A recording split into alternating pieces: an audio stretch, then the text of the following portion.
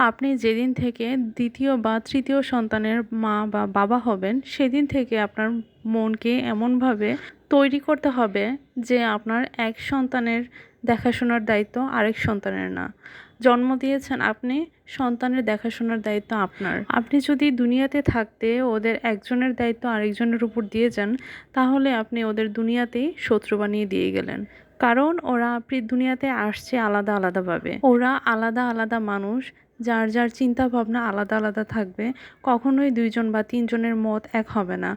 একেকজনের মানুষের মত একেক রকম হবে এবং একেকজনের চিন্তাধারা একেক রকমের হবে। কখনোই সব সন্তান এক হবে, সব সন্তানের চিন্তাধারা এক হবে, এমনটা কখনোই ধারণা করবেন না বা আশা করবেন না।